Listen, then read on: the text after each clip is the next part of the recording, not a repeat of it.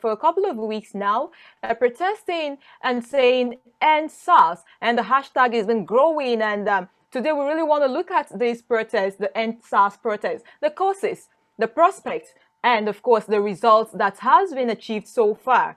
And to do justice to this discussion today, we've got some AF Doel Mirin. He is the lead consultant, oil and gas, TET and ISM. You're welcome, Mr. Doel. And we also have Dr. Nze Anizor. He is a veterinary director, Pentagon Veterinary Services Limited. He is also a former Students' Union President, University of Nigeria, Nsukka. You're welcome, Doctor. Let's have Dr. Nze come in, please. Dr. Nze, are you still with us? Yes, I am. Thank you. When we talk about you want to address the causes of the present protests we're having, it would really be difficult to pin down one factor. But what I know we can do is to identify the trigger, and then probably look at why it is directed specifically against, initially against a particular unit of the Nigeria police force. Of course, other reasons, reasons are coming in, but we know that the principal target of this protest was the Special Anti-Robbery Squad of the Nigerian Police Force. We know that the trigger is said to be an incident somewhere in Delta State. But anybody who has lived in Nigeria in the past 10 years will know that SARS has been a force, a unit that many Nigerians have complained over and over and over again. It's been a unit that many have come to identify with brutality in its worst form, including cases that may actually be murder. But we also remember that it's been a unit that many have credited, and rightly so, with the declining state of crime in many parts of this country. Why did SARS become a metaphor for a country that is failing? I think that outside the issues of poor police remuneration, because if you look at it, the Nigerian police earn almost the same thing as a soldier of equal rank, of commensurate rank. They earn the same thing across the military and the police and the civil defense corps, the Nigeria Security and Civil Defense Corps. They all earn the same thing at commensurate rank. So why did SARS become a problem? There's something I like to say, that when you give a man the impression that he is a god, if you make a man think that he is a god, sooner or later, he will start acting like a god. It's natural. In 2017, the Inspector General of Police ordered, mark my words, ordered the immediate reorganization of SARS. In 2018, Vice President Yemi Osinbajo ordered, all these things are orders, ordered the immediate overhauling of SARS. In 2019, the Inspector General of Police ordered the immediate disbandment of SARS. This same SARS. And in 2020, the Inspector General of Police dissolved. And I think that maybe this one will work, because the language, I've looked at the language they use, the presidency, the IG, they didn't say that they ordered the immediate dissolution. So maybe it will work, because order and immediate are not part of the story. Nigeria is failing on many fronts. Look at it. We have only about 370,000 policemen in this country for a country of about 200 million. So we already know that we don't have enough policemen. Why I think SARS failed is that they lacked supervision. And that, I believe, is the failure of the command of the Nigeria Police Force, the leadership, not actually SARS. They lacked supervision, they lacked monitoring, they lacked evaluation. So every time somebody complains that his son or her son was killed by SARS, nothing happens.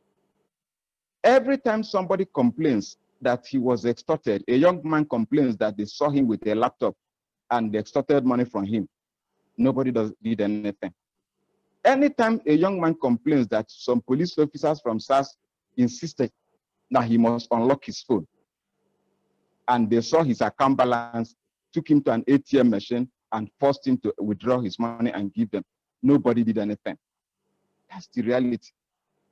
And as this thing went on, it is natural that the men and officers of the SARS will believe that they are actually untouchable, which they are not. And they will escalate their bad behavior. That, I think, is what has happened with that unit. Because like Noah said, it is not possible that every member of SARS is rogue, has gone rogue. It's not possible. But it is also possible that a large number of that organization have gone rogue and became a terror. Let's take Okozu in Anambra State. As far as I can, probably about 5-6 years ago, I started reading about Okozu SARS on the social media, on the print media, on television, word of mouth. Young men in Anambra State complain all the time about SARS in Okozu. But nobody did anything about SARS. It remained there. Stories that come out of that place are stories of horror. Stories that will make you cringe. What happened? SARS Okozu is still in existence up to today. So why would a policeman, a SARS man who serves in that particular SARS Okozu, not think that he can do anything and get away with it? Many of us have had the unfortunate experience of having a policeman say to us, "I'll waste you and nothing will happen." The policeman was not just boasting, he meant it.